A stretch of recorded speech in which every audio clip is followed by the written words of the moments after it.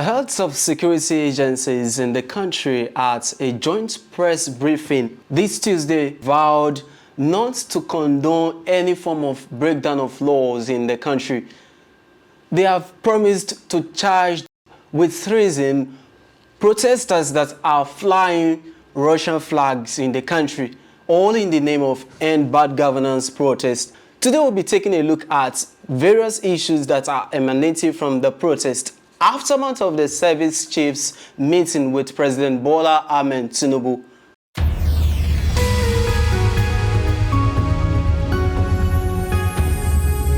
Today's meeting is such that we wanted to come and update Mr. President about the situation on ground. We know since the riots have started, the role all the security agencies are playing. You can see all of us together. We had about 2 hours meeting with Mr. President. We explained to him in details the current situation on ground since the riots have started. And what we realized is that yes, initially people said it was a peaceful riot, but we have warned against it because we realized that there are individuals that are willing to take advantage of it to cause mayhem, and we can see clearly what has happened since it has commenced. Criminals have taken over, a lot of looting, a lot of stealing and all sorts happening. And besides that, we're also aware that I'm seeing, all of us have seen it, where some foreign flags have been flown within the sovereignty of Nigeria, and that is totally unacceptable. We are warning in clear terms, and the President has also said we should convey this, that we will not accept anybody, any individual flying any foreign flag in Nigeria.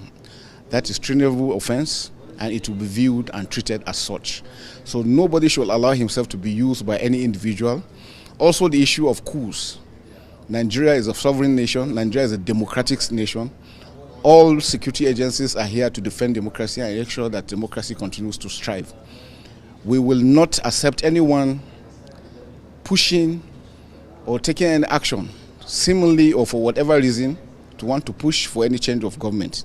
The President is clear on his instructions for us not to accept anyone that wants to disrupt the peace and tranquility of Nigeria.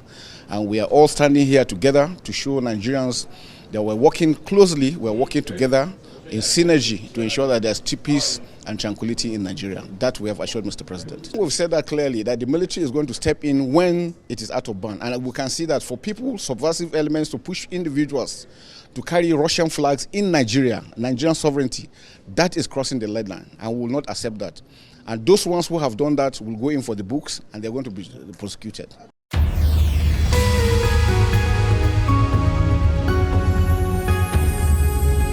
I'm joined here in the studio by Comrade Dr. Bartholomew Okodu, the president of the Conference of Non-Governmental Organizations, Congos. Welcome on the program, sir. Thank you. So we've seen the various situations that are surrounding the ongoing nationwide protest against hardship, and the government stance not to condone any form of breakdown of laws. Yes, of course, yes, we are not advocating for breakdown of laws, but it will also underscore that protest is the civic rights of the people. And now the government is saying that they don't want to condone protest. How do you see this? Like you rightly noted in your introductory remark, protest is a civic right of the people, of the citizens of Nigeria. We have the right to gather, to protest, and to air our voice. Protest is one of the language the government will hear easily. But destruction of property, private and public property, is not guaranteed in our constitution. In fact, it's a criminal offense. So while we support that there should be protests for any reason, as the case may be this time around, end bad governance is justified by the constitution. But to destruction of property, we are against it. So to that extent, we call on the protesters to protest peacefully and to shun any act that will lead to destruction of property, that will lead to looting, that will lead to anything that is against the law. That is no longer. When that won't happen, it's no longer protest. It's not even longer demonstration. The government has vowed to clamp down on protesters that are flying Russian flags, okay, in the course of the protest. And now the Russian government has even come out to disassociate itself from, the developments. And so what do you make of all this? Yes, it is very, very wrong for Nigerians protesting in Nigeria, protesting against governance in Nigeria, to be displaying Russia flag. It speaks about something that will not be known to me and you. It will not be known to me and you. Their intention will not be known. When you now begin to protest in Nigeria and you are displaying Russia flag, you are kind of belittling the sovereignty of Nigeria before the Russia. You are trying to say maybe the Russian government, they are behind this protest. And when the country is behind a crisis in another country, that could lead to war. That could lead to war. So I'm happy the Russia came out to disassociate themselves from that act. That act is a breach of international treaty, where no country is more sovereign than the other. So those who engage in it, in my opinion, is to be prosecuted for that. That is not part of the NSAS and bad governance protests. Those people went extra mile. They should be prosecuted. They should be asked the real intention behind that act. It's not part of the protest. It's condemnable and it's unacceptable. As at yesterday, I'm aware the tailor that designed that HOD'S flag has been arrested. It should not just end at arresting him. They should do more of intelligent questioning. Who gave him the contract? Where is the source of his funding? They should do more. Not just arresting him, charging him to court. And at the end of the day, you don't have evidence to prosecute him. Those young minds, those young children, those young child you saw display the flags, they are not the one behind it. Somebody definitely somewhere is sponsoring it, maybe for their political interest or ethnic interest or religious interest. We do not know. What we know is that those young minds that were seen display the flag, they were not the one. They are not the real. There's a big masquerade behind the mask there. So they should do more work, do a critical investigation to know who actually are those behind the production and circulation of that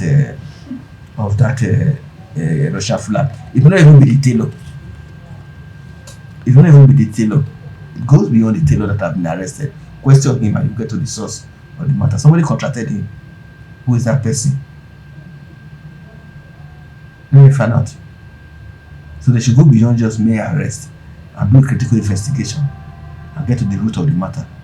I'm not in support of displaying Russia flags anywhere in Nigeria because Nigeria is a sovereign nation. Taking a look at emerging issues, the development, what do you make of the state of the nation at the moment? The state of the nation at the moment is no state. Nigeria is a branch of collapse. Of course, economically, I will not be out of place. Nigeria have collapsed economically. Politically, it's just politically we are still standing. Socially, you know what we are facing. Security-wise, Nigeria is almost as we are talking here now, we are not safe because we are trying to calm down. Somebody might be kidnapped. So when we talk about Nigeria now, it's a lamentable state. It's a regrettable state. This is not Nigeria of our dream. It's not Nigeria of our dream. It's lamentable.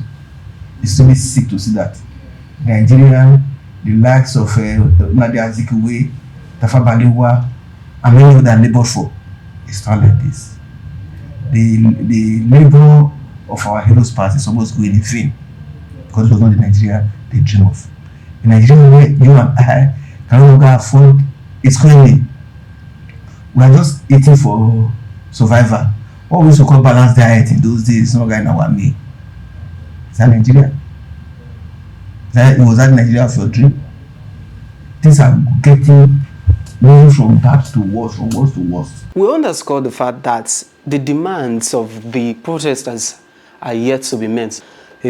Despite all this, the government, heads of security agencies, and even some persons from different quarters of the country, they are calling for an end to the protest.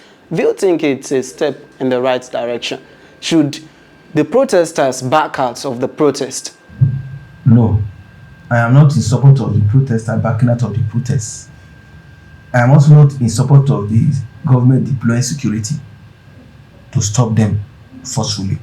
If the government want to deploy security, it should be to protect the protesters, not to forcefully ask them to back out. Because if you analyze the president's speech on Sunday, was it 4th of August, he didn't quite address the issue raised by the protester. He did not address these issues. And after he did not address those issues, the protester will continue to remain in the street. So I'm not asking them to back out. I'm only asking them not to allow it to degenerate to violence. No, it should not degenerate to violence, because if it degenerates to violence, it becomes criminal. I know the police have said, I remember the IG was talking, was it yesterday or the day before yesterday? He said they didn't arrest any protester, but they only arrested those who were engaging in violence. And of course, you know, it is violence that will bring out the security agent. If they are peaceful, like in the case of Edo was very, very peaceful. No protester was arrested now. Went peacefully until they decided to put a stop for them to re-strategize. So if protest is ongoing smoothly, there will be no arrest, because that is the real intention. But when you now allow it to degenerate to violence, destruction of private property, degenerate to looting, degenerate to confrontation with the armed forces, the security agency, definitely they are bound to resist it. Let's review the president's speech.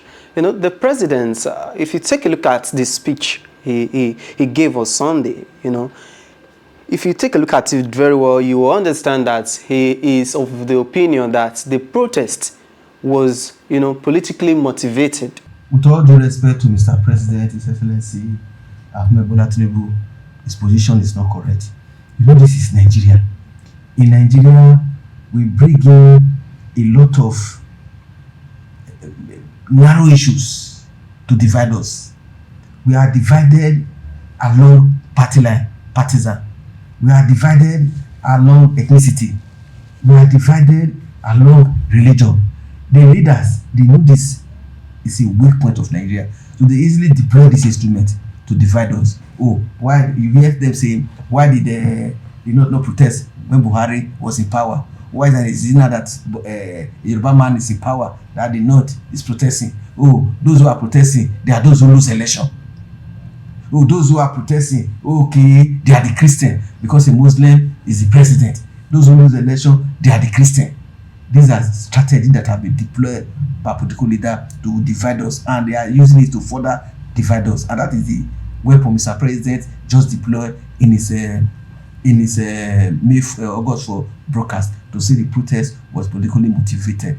If the protest was politically motivated, does that stop you from addressing the issues that have been raised by the protester?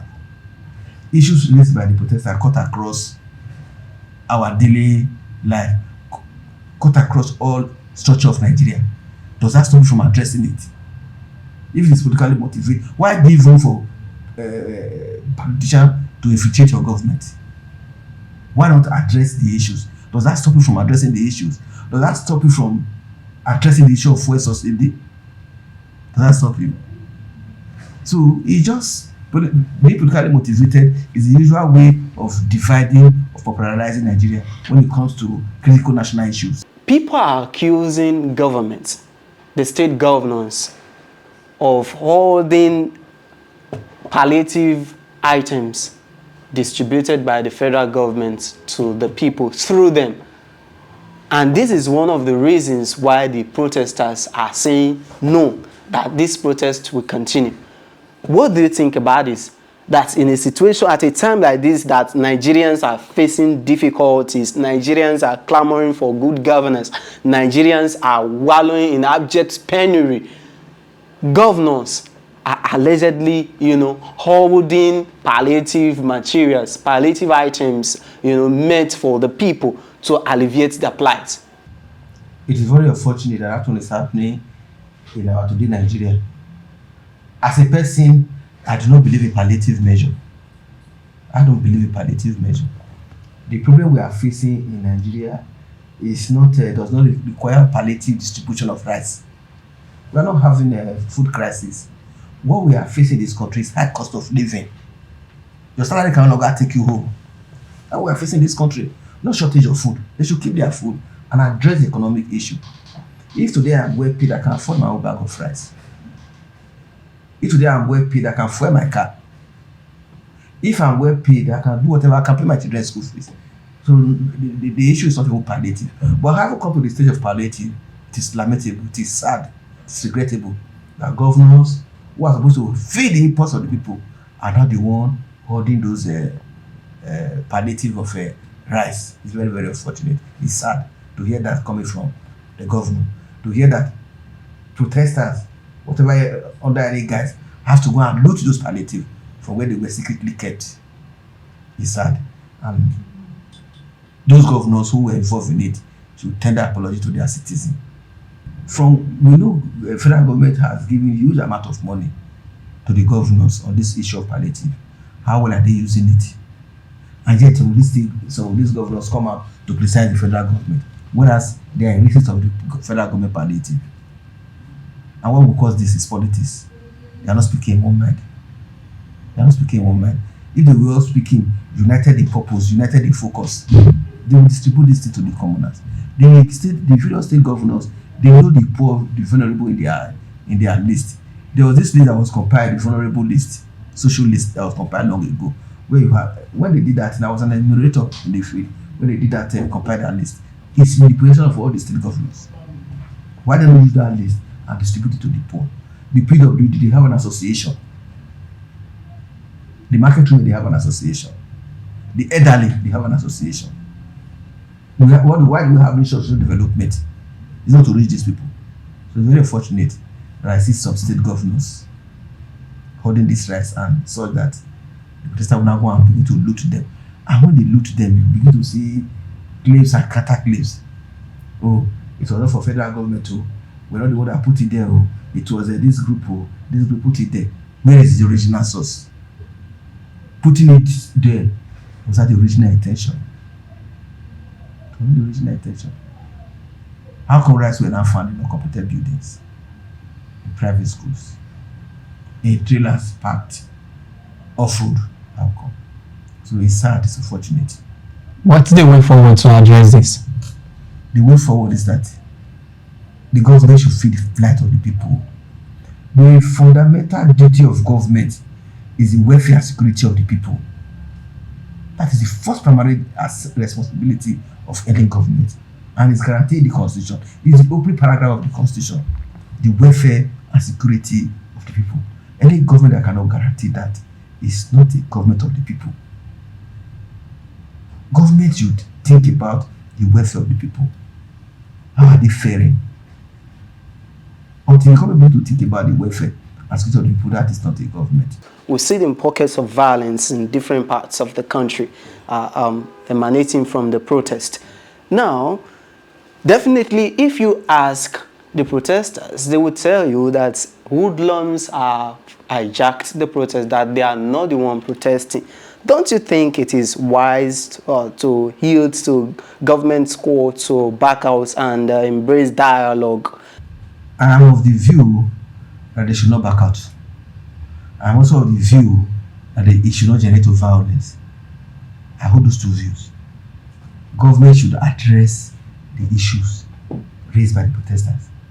Something led to the protest as those issues be raised, that they have not been raised. But then, deploy security measures is not the way forward. It's not the way forward. They should not deploy security measures. They should not clamp down heavily on the protester. Their issues should be addressed. These issues were there, were a public domain long before the protest started. Government was aware. Although government, I could see Mr. President before the protest coming up to address some of the issues, but not holistically. For instance, it was before the protest. Shortly before the protest, he now directed that fuel should be sold to Dangote at Nigeria price, no longer in foreign dollars.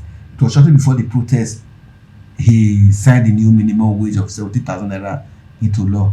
It was shortly before the protest, he released about 520 billion for the student loan and directed that the loan should be distributed to students, which is presently ongoing now.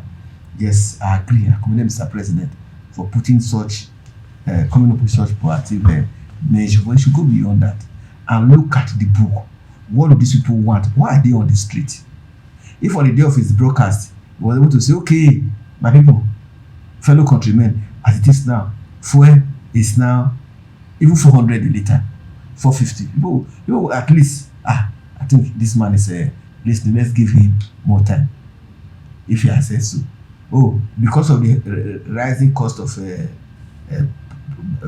buying fuel, more fuel will be deployed to the various NPC station. More fuel will be there. Go there and buy at a control price of now maybe 500. Oh, because of this has now happened. Oh, we have in the days of military, in the days of Janata, the early democracy. Oh, we have rolled out 500 buses, 30, 50 per state, palliative measures. People will be happy. But this one was not done.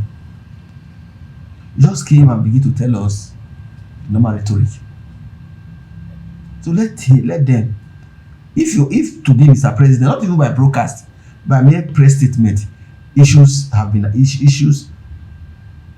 addressed. Nobody will go to the field tomorrow now. If you are there, you are your own. Nobody will come out tomorrow. If you come out, you are your own. So government needs to look at the critical issue raised by the protester. Issue raised pre-protest. 10 days is too long for a government to allow protest. 10 days is too much. How will the government today is day 6? How will government allow that? So government did not actually live up to their responsibility. That's why you see the protest is generating. Day 1, day 2, government should have addressed all these things. But today is day 6. Saturday is day 10. Who knows what will happen between that Saturday? So government should not allow that. Government should rise up to the expectation, but not by the use of force. Government should go back and strategize. This evening, tomorrow evening, come up with a statement and protest on the street. That's it. The Chief of Defense Staff, General Musa Christopher, said that the military will wade in if the police is overpowered. And the police, maybe if you are conversant with the joint press briefing that was held this morning in Abuja, the police debunked claims that live bullets were used on protesters. And we've seen reports on social media, on the internet, on even the mainstream media, that several persons have so far been killed as a result of the ongoing protest. What were you expecting from the police? Were you expecting otherwise? Were you expecting the police to come and say we were responsible for the killings? No, I was not expecting that. But one thing is, nobody can deny that human lives have been lost as a result of the protests. This is not the first time we are hearing something like this. During the ESA's protest in Lekki, I've forgotten the story. A lot of people were killed, and security agents came to say nobody was killed. Nobody was killed. A lot of persons were killed. But 2 years later, we saw the government doing mass burial of those that were killed in Lekki during the ESA's protest. Do you not hear it? We're not in this country. So normally, police will not come out to admit that they killed somebody. No. It will be a failure of the government. And what the Chief of Defense Staff is saying, he has tactically admitted that the military, they are coming out. As the police come to say we have been overwhelmed. Of course, if the police say so, well, it's rather unfortunate. So what they are just doing is tactically that we are coming out. Beware, wait for us. But then, it's not speaking well of Nigeria, the Committee of Nations. So just before we round off the program, what's your last word as to measures to forestall the ongoing protests? Let the government address the issue raised. Issues have been, let the government address it.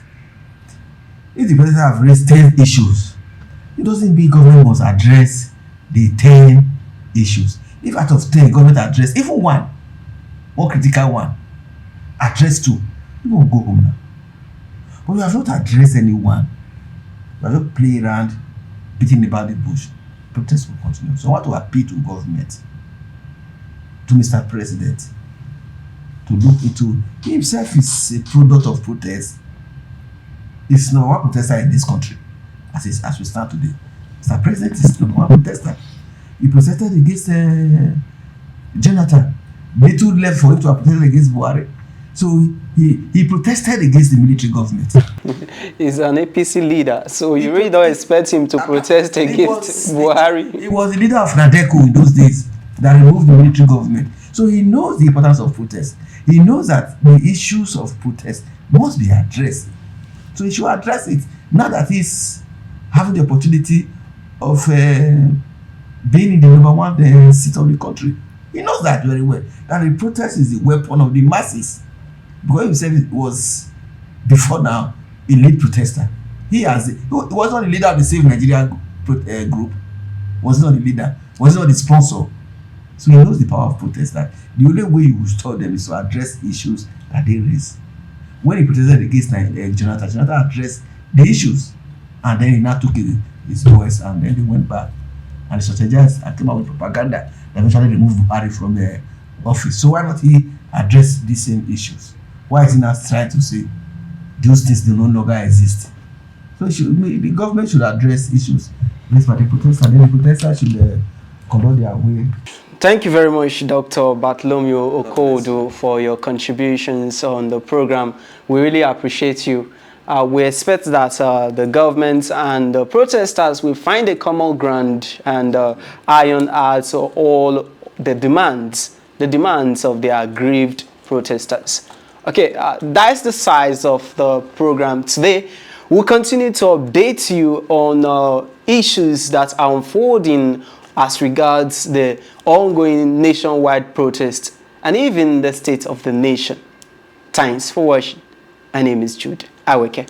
Bye for now.